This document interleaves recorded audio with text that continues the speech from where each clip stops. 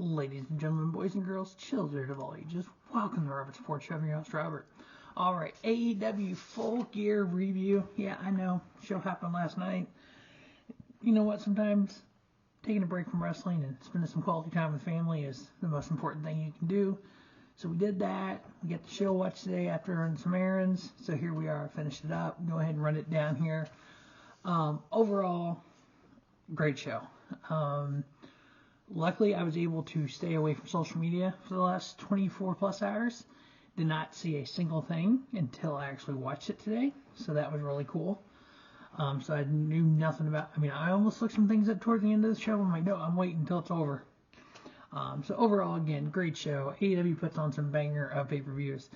I know some of these shows can get a little long. If you had the pre-show, it was over 5 hours. But you know what? You don't get very many of them. There's 6 a year, 8 a year, whatever it is now. Obviously, a streaming service would be a little cheaper, but $50 a pop gets expensive, especially all in, all out. But you know what? It's worth it, I think. And as a lot of people need to realize, when you're spending money, it's whatever's worth it to you. And these are worth it to me, so I do it. All right, we had 3 huge buy-in matches, or 0-hour matches.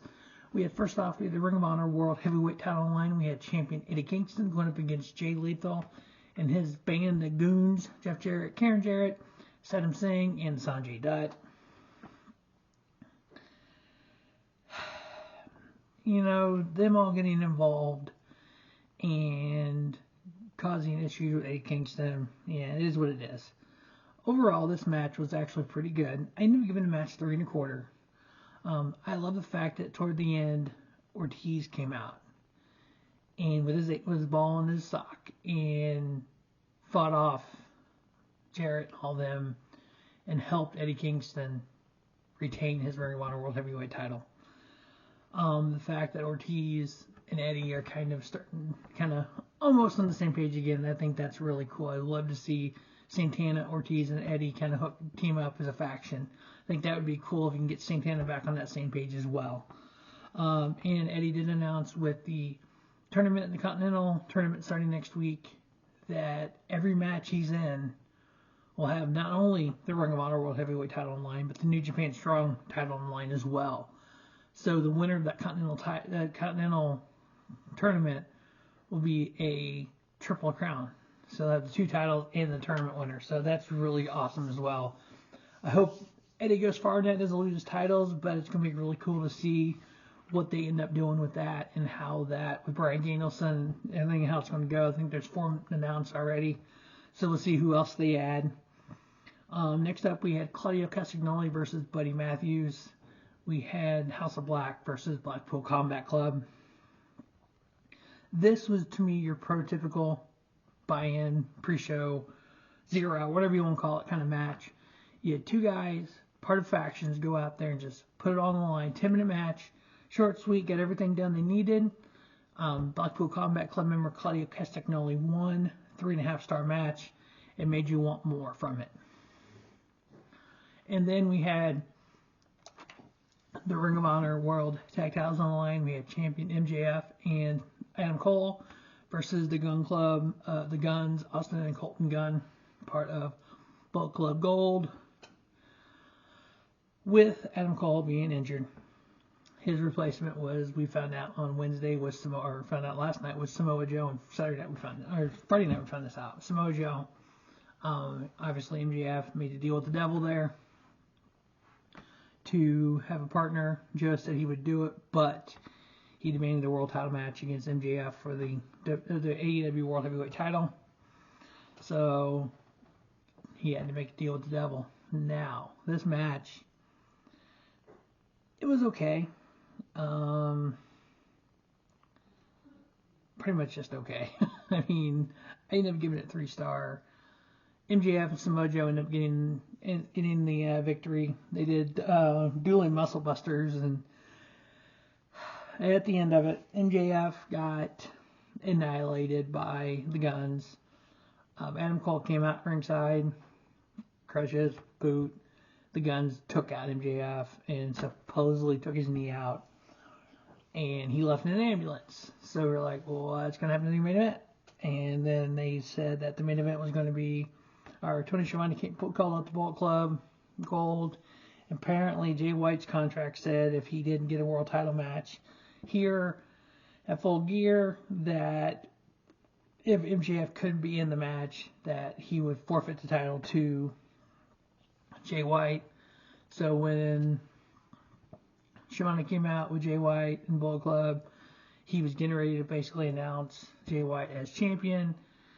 And Adam Cole came out and says no, because when they got in the ambulance, MJF said to Adam Cole, promise me you won't let them take the title from me. So he promised his buddy, so he said, I'll do the match. Okay, this is weird. Like Adam Cole versus Jay White for the AEW title all night. It's like, what the hell is this going to win? This is going to be wonky, but we'll get to that. But that's what they announced. All right, first match on the card, we had the six-man tag with Adam Copeland, Darby Allin, Sting, with Ric Flair at ringside versus Christian Cage, Luchasaurus, and Nick Wayne. For all the people that complain about Sting and Christian Cage and Adam Cole, Jon Moxley wrestling in AEW, these, quote, former WWE guys, these next two matches is, for me, a big reason why those guys are important. Who teamed with Adam Cole and Sting? Darby Allin. Before AEW, who knew Darby Allin? Who teamed with Christian? Luchasaurus, Nick Wayne. The future of the business, the future of AEW. They're getting what's called a rub, obviously, off of these legends. Just like the AEW International title match. We had Orange Cassidy versus Jon Moxley. Who's hanging around with Jon Moxley? Wheeler Yuta. Who's getting a rub from these veterans? The young guys, the next generation. Who's your main event? MJF versus Jay White. Neither have stepped foot in WWE.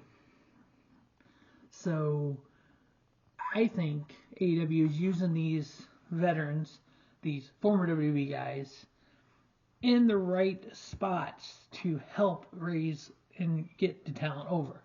They used Adam Cole to help get MJF over as a face. He's everyone's favorite scumbag. So, I think the way they're using these people, it is appropriate for the move on in the business. Ric Flair coming back, I'm neutral on that. The idea of Ric Flair coming in was just to be with Sting when Sting announced his last match at Revolution. That's cool. You know what?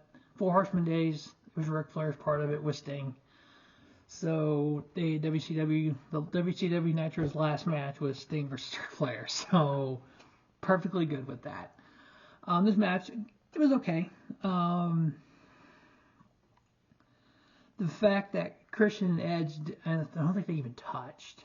They were going to, and the crowd went nuts, and then Christian ended up tagging himself out. The fact that Edge ran Christian off at one point. Christian ran off with the title. There's some big spots on it. Christian did a couple big spots. Overall, it was just a good start, good match. I mean, you had a lot from Luchasaurus, Nick Wayne, and Darby Allin, and it ended up because I guess Nick Wayne got knocked down or something, knocked out. I don't know what it was. He was like gone, and it was like 3-on-1 at one point, and that's after Christian left. I give it 3.5 with Adam Copeland, Darby Allin, and Sting winning. Next up, we had the AEW International title line, Orange Cassidy with Hook taking on Jon Moxley with Wheeler Yuta. A really good match. The fact that Mox beat Cassidy and then Mox ended up giving the title back, or hurt. I don't remember how he ended up getting back on the time. Let me see here if I find that information I'm looking at here. So, let's see. Okay, so Mox lost the title to Rey Fenix on Dynamite after Mox beat Cassidy and All Out. And then Cassidy ended up beating, did he beat Rey Fenix for it? Is that what happened? Yeah, he beat Rey Fenix on Title Tuesday. And then he wanted a match against Moxley. He wanted to get that rematch on Moxley to beat Moxley after Moxley beating him, and he was able to do it. Good solid match, 3.5 star. Now obviously we're going to probably see a rubber match. Can't wait to see that and see what happens there. But right now you're still AEW International Champion Orange Cassidy. Again, Mox putting over young talent. Next up, we had the AEW Women's World Title on the line. We had champion Hikaru Shida versus Toni Storm, the timeless one.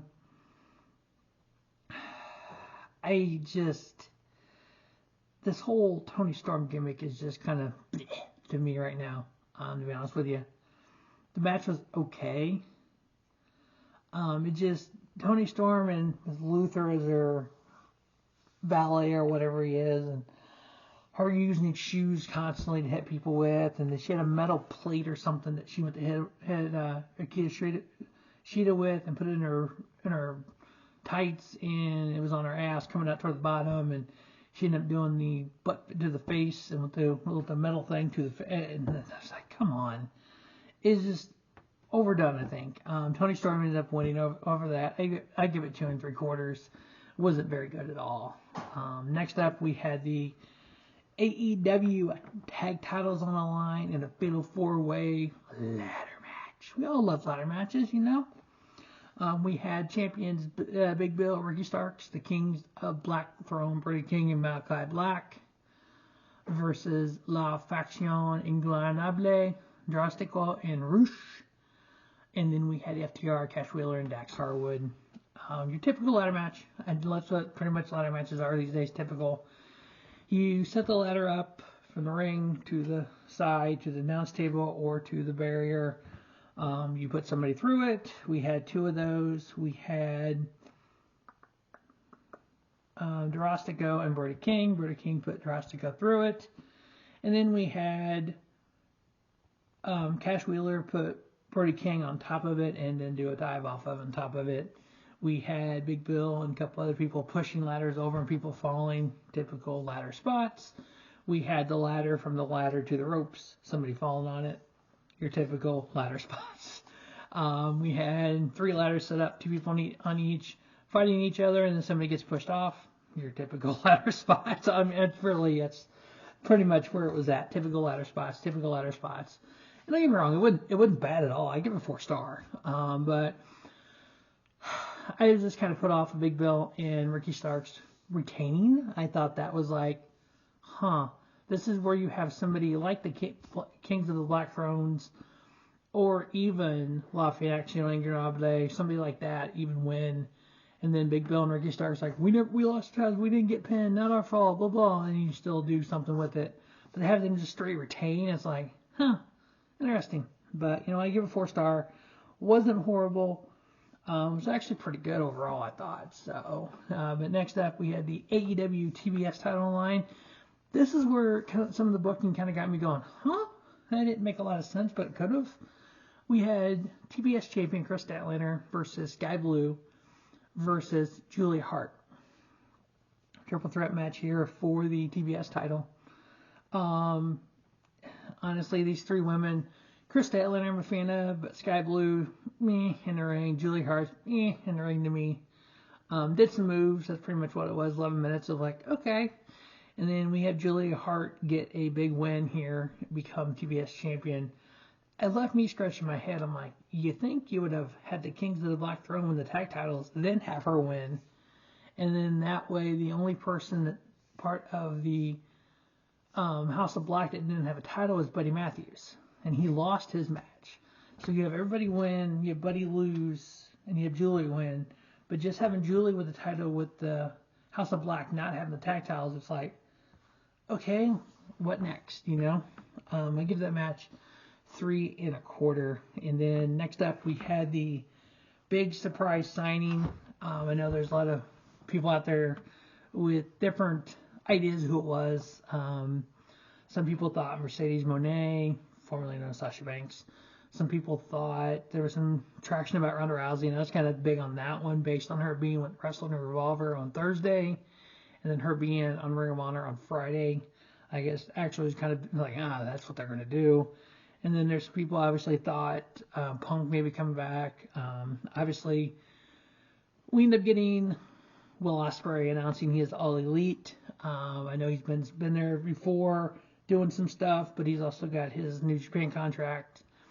The fact that Allin Wembley goes on sale December 1st. It will come out and announce as the big signing. So he is now officially signed AEW, but he won't be here full time until February once his New Japan contract is up. 8 years in New Japan, he wants to finish up strong there, which I don't blame him at all. And then he'll be All Elite, and he wants to headline All In. Okay, I'm fine with that. Will Ospreay, to me, is one of the best wrestlers in the world, period, bar none. I think him signing with AEW gives him the options of doing Rev Pro still. Gives him the options of doing Defy, New Japan. He can do the G1 if he wants. He can do this stuff that if he would have signed WWE, I'm sorry he didn't have the option to do that because they don't do stuff like that. And he would have got lost. I think he would have got buried, to be honest with you. But I think early prediction, All In, Wembley Stadium, main event, MJF versus Will Ospreay. Will Ospreay walks out as AEW heavyweight champion. That's how you end All In. Done. Book it now, Dano. But yeah, Will Ospreay, All Elite. I couldn't be happier for that. One of my favorite wrestlers, one of my favorite wrestling companies. What more can you say? Then you had this next match, Texas Death Match. Swerve Strickland versus Adam Page. For all the people that refer to AEW as WWE Light, no chance in hell this match happens in WWE. Period. They probably have never done a match like this. This match had barbed wire doors, tacks, glass, crap ton of blood. Let me take that back. I know WWE's done matches similar, especially back in the Attitude Era, but in the last, let's just go 10 years, you're not seeing this edgy of a match, this much blood in the WWE show. You're not. But yeah, I mean, the ring is covered in blood. The ropes have got blood on them. Both guys are covered in blood. They were biting each other. They were hitting each other with glass. They were hitting each other with freaking thumbtacks. Barbed wire is used most of anything. And you literally thought these two guys were trying to kill one another. God. Staplers. Yeah, that's the biggest spot. Adam Cole starts it off with just stapling. Literally staples going into Swerve multiple times in his chest, his pecs, his head. Staple a piece of paper to him. I guess Adam Page's son, Finger Page, stapled that to him. Then he pulls one of the staples out. It looked like it hurt like a ugh. The barbed wire, and then the door covered in barbed wire. It was probably 3/4 of the way through it. Brian Cage finally comes out. Obviously part of Mogul Embassy, and then he gets annihilated with barbed wire, gets put through a table. They set a table up outside. He went through barbed wire in the table, got him out of the way. Prince Nana ate some barbed wire. At one point, Adam Page wrapped barbed wire around the face and even mouth of Swerve, duct taped his hands together. After all this, almost 30 minutes of this, Swerve Strickland won this match. Hello, my God. Swerve Strickland versus Will Ospreay. I want to book that thing right now. Swerve Strickland versus anybody. Swerve is at the top of his game. This guy is just crazy. What I thought was really neat about this, on Collision, was it Collision or Dynamite? Swerve and Adam Page, they couldn't touch each other. They had the whole contract thing out there face to face, and if they touched each other, the match was off. But on Thursday night on Wrestling Revolver, Swerve came out and said some things.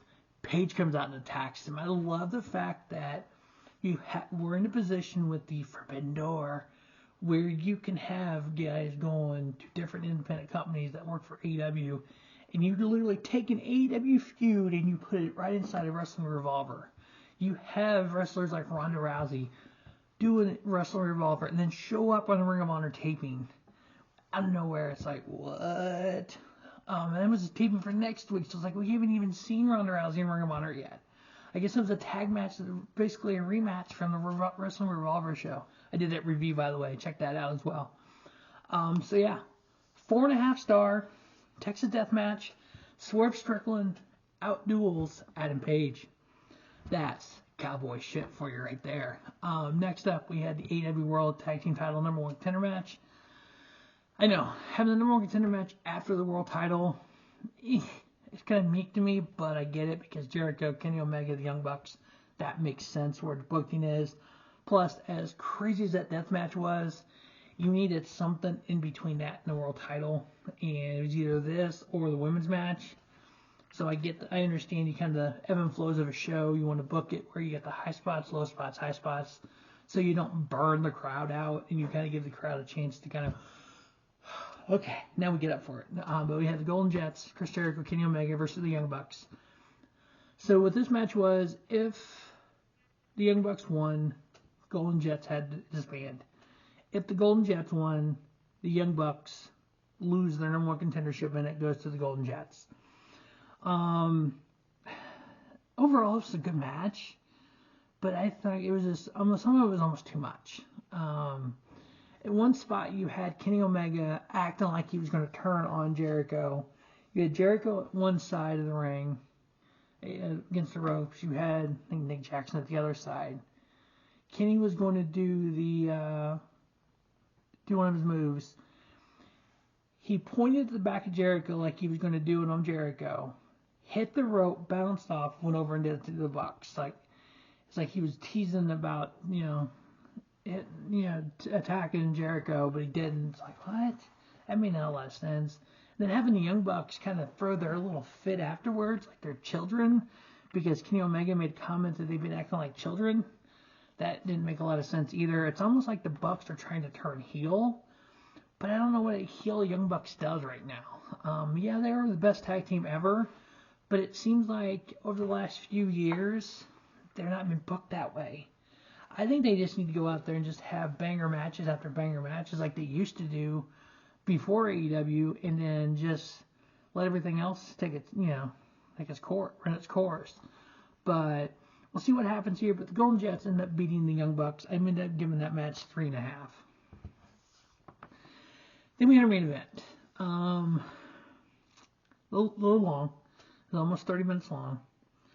We had Adam Cole come out with a walking boot on and crutches, not in ring gear, and was going to start the match against Jay White. Before the match starts, you hear sirens, and then they show the camera to the back and show the ambulance pulling in. They show MJF driving the ambulance, getting out, his calf or his leg all wrapped up, his thigh. Barely could walk, was limping, limps in. You had people coming out trying to stop him. They weren't going to stop him. He was going to go out there and in this match. And then you had the match start with basically a beat down with Jay White on MJF. Adam Cole couldn't do anything at ringside. And you had the Guns getting involved. You had the Guns attacking MJF on the outside while Jay White was talking to the referee.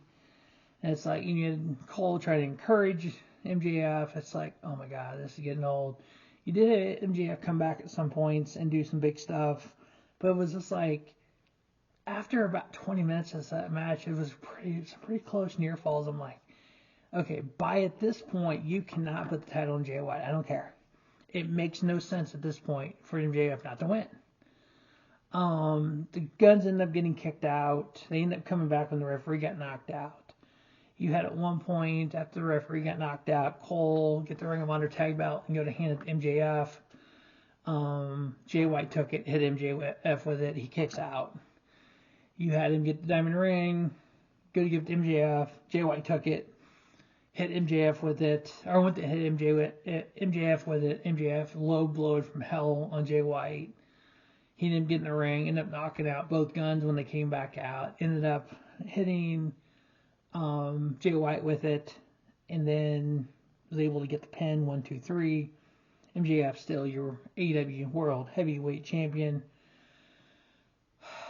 Like I said, about 20 minutes into this, it's like it's stupid at this point if you don't let MJF win, to be honest with you. I like the fact that you have the Jerichos and the Omegas of the world going for the tag titles. You have Jon Moxley going for the international title. You don't have those, quote, WWE guys in your main event. You have a New Japan guy in Jay White. You have the homegrown AEW built guy of MJF, who prior to AEW, I saw him at AEW and thought he was awesome. Told the Pulse Boys that I thought he could be something big when he first signed. And I get, nah, he ain't nothing. He ain't nothing. A couple years into it, when he won the title a year ago, damn, dude, you were right. I'm like, yeah, I know. But I think it's cool. I mean, it's really cool that, there's been guys I've been wrong about and guys I've been right about. That's cool, and that's what the Pulse family's about. We give our points of view and we'll see what happens, kind of deal, and talks about building young guys up. But overall, great show. MJF is still your AEW World Heavyweight Champion. Julia Hart is your AEW TBS Champion. Big Bill and Ricky Starks are still your Tag Team Champions. The Golden Elite is the number one contender, so that'll be interesting to see where that goes. Adam Cole, Orange Cassidy is still your international champion, and your women's champions, new Julia Hart TBS, and women's title Toni Storm. We'll see what happens on Dynamite, but I think it's building good. Arena looked good. Everyone that's concerned with attendance, concerned with ratings numbers, show's damn good. I didn't realize that when we compare ratings and we're comparing different nights now, that became relevant on Title Tuesday when we had the head-to-head and NXT won. But then every week since then, we've had to compare the shows and compare the ratings. But yet AEW is consistently higher ratings. But yet AEW is down. No, they're not. NXT's down unless they stack the show. But hey, that's just my opinion and all. But alright, that is AEW Full Gear Review. As always, thanks for watching Robert Sports Show. Make sure you check out, if you're a NASCAR fan, the countdown to the 2024 Daytona 500. Check out all the GCW reviews, the Wrestling Revolver reviews. We got NFL, we got college football, we have the CFL Grey Cup, which is happening right now. Lots of stuff on Robert Sports Show. As always, thanks for watching Robert Sports Show. Don't just have a great day. Have a spiffy day. Robert Sports Show, your YouTube leader in sports content.